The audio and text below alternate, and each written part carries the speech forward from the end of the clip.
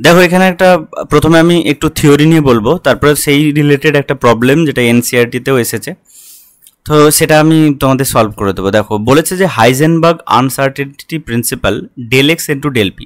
তাহলে দেখো সবসময় এই যে ডেল এক্স সেটা হচ্ছে পজিশন রিলেটেড এরর বা আনসার্টেনিটি, ঠিক আছে, আর ডেল পিটা হচ্ছে তোমার momentum related uncertainty equal to H by 4 pi হয়।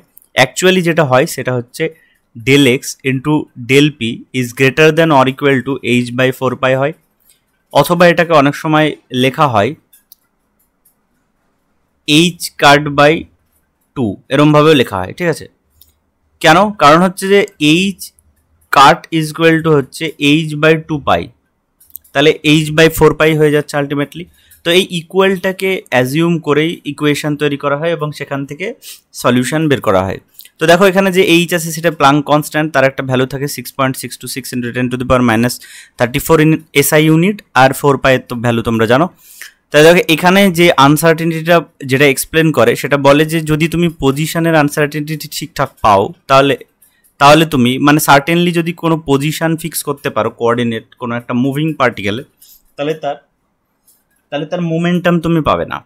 তার মানে যদি কেউ মুভ করে ভেলোসিটি নিয়ে তাহলে তার একটা মোমেন্টাম থাকবে, তাহলে তার পজিশনটা তুমি অ্যাট এ টাইম ফিক্স করতে পারবে না যে এই পজিশনে দাঁড়িয়ে আছে। লেটসে একটা ফ্যান ঘুরছে, তাহলে সেই ফ্যানটা যখন ঘুরছে তখন তুমি এই পাখার যে কোনো একটা পাখার পজিশনিংটা তুমি ফিক্স করতে পারবে না যে এখন এই মুহূর্তে এই পজিশনে আছে। কিন্তু এটা যদি মোশনলেস হয় অর্থাৎ ভি ইকুয়াল টু 0 হয়, অর্থাৎ পি বা মোমেন্টাম অলসো 0 হয়, তাহলে তুমি এর পজিশনটা বা ডেল এক্স এর ভ্যালুটা তুমি ফিক্স করতে পারবে।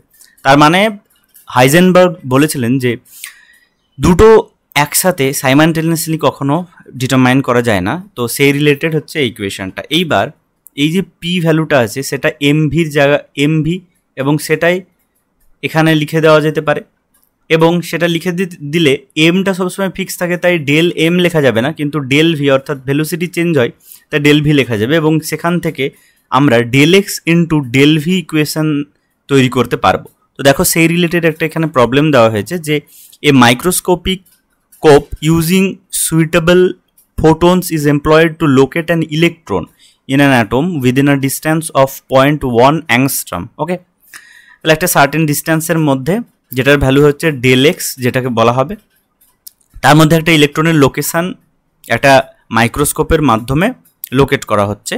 What is the uncertainty involved in the measurement of the velocity? তাহলে ভেলোসিটি চেয়েছে, তাহলে তোমাকে যে পি বা মোমেন্টাম সেখানে ভেলোসিটির টার্মটা আনতে হবে। তাহলে তুমি del x into del P এই ভ্যালুটা জানো, এবার এই পি এর জায়গায় জাস্ট তুমি এমভিটা রাইট ডাউন করবে, তাহলে ডেল এক্স ইন্টু হবে ডেল ইন্টু এম ভি হবে। এবার এম তো চেঞ্জ হয় না, তাহলে ডেল এম লেখা যাবে না, h by 4 pi is equal to হচ্ছে del x into M into del v হবে ইজ ইকুয়াল টু হচ্ছে এইচ বাই 4 পাই, ঠিক আছে। তাহলে এখানটায় তুমি এমটাকে নিচে নিয়ে চলে যাও, তাহলে তুমি del x into del V এই টার্মটা পাবে, ঠিক আছে। কিন্তু তোমাকে বের করতে হবে ডেল ভি, তাহলে তুমি ডেল ভিটা একদিকে রেখে দিলে, বাকি টার্মটা অর্থাৎ H by 4 pi into M into del X এদিকে রেখে দিলে। এইচ এর ভ্যালু অলরেডি তোমরা জানো, গিভেন থাকবে বা না দেওয়া থাকলে মুখস্থ করে নেবে। তারপর 4 আর পাই অর্থাৎ 22/7 3.14 হয়, এবং ইলেকট্রন যেহেতু বলেছে পার্টিকেল তাই তার মাস হচ্ছে 9.11 × 10⁻31 কেজি ইন্টু ডেল এক্স অর্থাৎ পজিশন, যেটা কিনা 0.1 অ্যাংস্ট্রম দেওয়া ছিল সেটাকে অ্যাংস্ট্রম থেকে মিটার ইউনিটে কনভার্ট করলে দেখো 10⁻11 মিটার হয়, এবং সেই ভ্যালুটা এক্স্যাক্টলি পুট করে দিয়েছে এবং সেখান থেকে বেরিয়েছে 5.979 × 10⁻6 মিটার পার সেকেন্ড, এই ভ্যালুটা বেরিয়েছে। আশা করি তোমরা বুঝতে পেরেছো। চলো নেক্সট প্রবলেমে। এখানে দেখো, এখানে এটা হচ্ছে একটা ইঞ্জিনিয়ারিং টেস্টের এএমইউ এর 2015 সালের কোয়েশ্চেন। এখানে খুব ভালো কোয়েশ্চেনটা বলেছে Schrodinger wave equation for a particle in 1 dimensional box বলেছে। শুনে খুব কঠিন মনে হবে কিন্তু অ্যাকচুয়ালি কঠিন নয়। শ্রোডিঞ্জার যে ইকুয়েশন সেটা যদি 3 ডাইমেনশনাল অর্থাৎ 3D বক্সের ক্ষেত্রে বা কোনো একটা 3D ডাইমেনশনাল কোঅর্ডিনেটের ক্ষেত্রে তুমি বলো, তাহলে সেটা হচ্ছে ডেল স্কোয়ার সাই 3 ডাইমেনশনাল, তাহলে এক্স ওয়াই এবং জেড তিনটে ডাইমেনশনের ক্ষেত্রে অ্যাপ্লিকেবল হবে। তাহলে del square psi divided by del x square plus del square psi divided by del y স্কোয়ারও থাকবে প্লাস জেড স্কোয়ারও থাকবে, অর্থাৎ del square psi divided by del z স্কোয়ারও থাকবে, plus 8 pi square M divided by H square into E minus v psi is equal to 0। এটা হচ্ছে total 3 ডাইমেনশনালের equation, ঠিক আছে।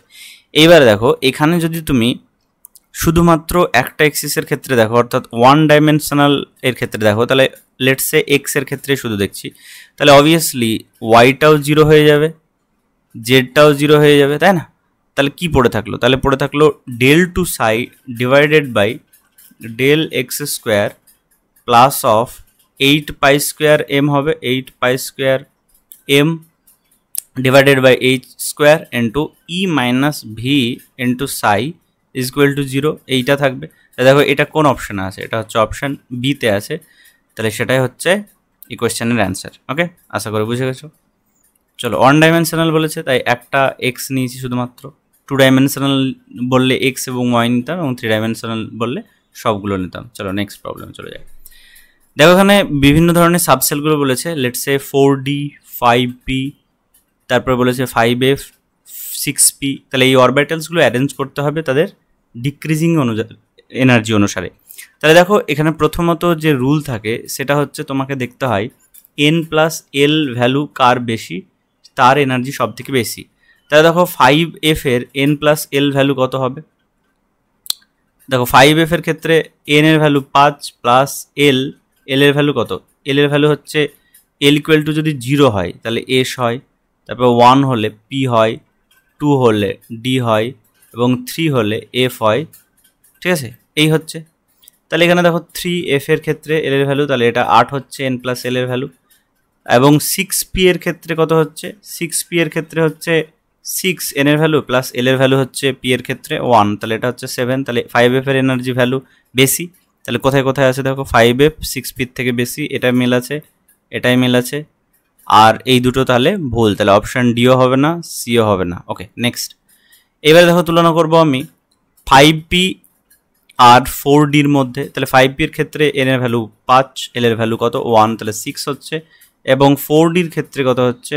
4, এল এর ভ্যালু প্লাস অফ ডি এর ক্ষেত্রে 2 ইজ ইকুয়াল টু 6, তাহলে সমান হয়ে যাচ্ছে। তাহলে এইবার আমাদের দেখতে হবে কোথায় n এর ভ্যালু বেশি। এইদিকে যেহেতু n প্লাস এল এর ভ্যালু সেম, তাহলে আমাকে দেখতে হবে n এর ভ্যালু কোথায় হায়ার, এবং যেখানে হায়ার তার এনার্জি বেশি, তাহলে 5Pতে হায়ার, তার এনার্জি বেশি, তাহলে এইটা হচ্ছে অ্যান্সার, ঠিক আছে? Option b is the answer. আশা করি বুঝে গেছো তোমরা। চলো নেক্সট প্রবলেমে দেখো, এখানে বলছে if the de Broglie wavelength of electron in nth orbit of in a hydrogenic atom is, hydrogenic atom মানে hydrogen like atom আর কি, is equal to 1.5 pi a naught is Bohr radius, এবং বলেছে যে n by z এর ভ্যালুটা কত হবে, ঠিক আছে? তো এখানে বলেছে de Broglie wavelength বলেছে, তার মানে এই যে ভ্যালুটা দিয়েছে সেটার ভ্যালু কি? সেটা হচ্ছে ল্যামডা। তাহলে ল্যামডা ইজ ইকুয়াল টু হচ্ছে কি হয়? 1.5 পাই এ নট, এটা ল্যামডার ভ্যালু দিয়েছে। এবার একটা কনসেপ্ট তোমরা দেখো ডি ব্রগলির ক্ষেত্রে, ধরে নাও এটা নিউক্লিয়াস এবং এটা হচ্ছে তার অরবিট, ঠিক আছে? এইবার এই অরবিটের চারিপাশে যে ইলেকট্রন মুভ করে তার যদি ওয়েভ নেচার দেখো, তাহলে সেই ওয়েভ নেচারটা এরমভাবে মুভ করবে একটা ওয়েভের মতো, ঠিক আছে? এইবার লেটসে এখানটা থেকে এখানটা অবধি একটা ল্যামডা, তাহলে এইভাবে পুরো সার্কুলার পাথ গেলে total n lambda path cover করবে। এবং যদি এটাকে আমি একটা সার্কুলার পাথ বলি, তাহলে তার পেরিমিটার হয় কত? 2 পাই আর। তাহলে নিশ্চয়ই 2 pi r is equal to n lambda, এটা সমান হবে, তাই না? এইবারে দেখো এখানে বলেছে হাইড্রোজেনিক অরবিটের nth অরবিট বলেছে, nth, তাহলে আমি এখানে n ভ্যালুটাই রাখবো, ঠিক আছে? এইবার আমাকে বের করতে হবে n বাই জেড ভ্যালু। তাহলে এই কনসেপ্ট থেকেই আমি ল্যামডা পুট করে দিয়ে এখান থেকে আমি বের করতে পারবো। চলো এখানে দেওয়া আছে সেই ভ্যালুটা আমরা দেখে নিই। দেখো প্রথমত 2 pi r is equal to n lambda, কারণ হচ্ছে লেটসে এখান থেকে এখান অবধি ল্যামডা হয়, তাহলে nটা পাক যদি থাকে তাহলে সেটা কত হবে? n ল্যামডা হবে, আর এর পেরিমিটার হচ্ছে 2 পাই আর। ওকে, এবার দেখো আর রেডিয়াস ঠিকই আছে, এবং এই রেডিয়াসের কি থাকে না n square by Z into A naught, এটা হচ্ছে রেডিয়াসের ফর্মুলা। তাহলে 2 পাই আর এর জায়গায় আমরা জাস্ট পুট করে দিয়েছি n square a naught by z আর এন ল্যামডার জায়গায় আমরা পুট করে দিয়েছি এইটা যেটা গিভেন ছিল। ওকে, তাহলে এইখানে কাটাকুটি করলে এখান থেকে এন এন কেটে যাবে, তাহলে একটা এন থাকবে, তাহলে এন বাই জেড থাকলো লেফট সাইডে, আর এদিকে যদি আমরা নিয়ে চলে যাই তাহলে এখানে পাই পাই কেটে যাচ্ছে এবং 1.5 ডিভাইডেড বাই 2 হচ্ছে, অর্থাৎ এটা ইজ ইকুয়াল টু কত, অ্যাকচুয়ালি 15/20 হচ্ছে, তার মানে 3 5 15, সরি 3 5 15, 4 5 20, অর্থাৎ 3/4 ইজ ইকুয়াল টু হচ্ছে 0.75। তাহলে 0.75 হচ্ছে এর অ্যান্সার। আশা করি বুঝে গেছো। ওকে, তাহলে এইখানে যেটা অ্যান্সার ছিল সেটা হচ্ছে 0.75। চলো নেক্সট কোয়েশ্চেন। এখানে বলেছে দেখো which set of the quantum numbers is not possible. তাহলে দেখো তোমাদের কোয়ান্টাম নাম্বারগুলো কি কি থাকে, একটা হচ্ছে প্রিন্সিপাল কোয়ান্টাম নাম্বার এন, তারপরে এল হচ্ছে অ্যাজিমুথাল কোয়ান্টাম নাম্বার, তারপরে ম্যাগনেটিক কোয়ান্টাম নাম্বার, তারপর স্পিন কোয়ান্টাম নাম্বার। তাহলে এরা একে অপরের সাথে রিলেটেড। দেখো এন এর ভ্যালু যাই হোক না কেন, এল এর ভ্যালু যখন বের করবে সেটা হচ্ছে 0 to n-1 এই ফর্মুলা মেনে চলবে এল এর ভ্যালু, ঠিক আছে। আবার এম এর ভ্যালু যখন বের করবে তখন কী হবে, -l to +l এই সূত্র মেনে চলবে, আর এস এর ভ্যালু হচ্ছে হয় প্লাস আপ হবে অথবা মাইনাস আপ হবে, তাহলে সেটা নিয়ে কোনো সমস্যা নেই। তাহলে দেখো n ইকুয়াল টু যদি 3 হয় তাহলে l ইকুয়াল টু 2 হতে পারে, তাই না, l ইকুয়াল টু 2 হতে পারে, কারণ হচ্ছে 0 to n-1 অর্থাৎ 3 - 1 অর্থাৎ 0 1 2 এই তিনটে ভ্যালু হতে পারে, তাহলে 2ও হতে পারে, তাহলে এইটা কারেক্ট, তাহলে দিস ইজ পসিবল, তাহলে এটা অ্যান্সার হবে না। নেক্সট দেখো এটা যদি 2 হয় এন এর ভ্যালু, তাহলে এল এর ভ্যালু কখনো 2 হতে পারে না, কারণ হচ্ছে সবসময় এল এর ভ্যালু হবে 0 to n-1 মানে 2 - 1, তাহলে 0 to 1 হবে, অর্থাৎ 0 আর 1 হতে পারে, 2 হতে পারে না, তাহলে এটা হতে পারে না বলেই এটা অ্যান্সার, ঠিক আছে। এবারে তুমি বাকিগুলো দেখো যে n ইকুয়াল টু যদি 1 হয় তাহলে 0 হতে পারে, হ্যাঁ হতে পারে, n ইকুয়াল টু 3 হলে 2 হতে পারে, 2 হলে l ইকুয়াল টু 1 হতে পারে, শুধুমাত্র এইটা হতে পারে না, তাই এটাই অ্যান্সার অপশান বি। আশা করি বুঝে গেছো। এই হচ্ছে আজকে সেশনের শেষ। এগুলো আমরা বেছে বেছে কোশ্চেনগুলো করলাম যাতে করে তোমাদের উপকার হয়, এবং ভরসা রাখো সবসময় কন্টিনিউ করব, দেরি হলেও ভিডিও করতে থাকবো। তোমরা সাবস্ক্রাইব করো, শেয়ার করো যদি একটু মাত্র উপকৃত হও। Thank you very much.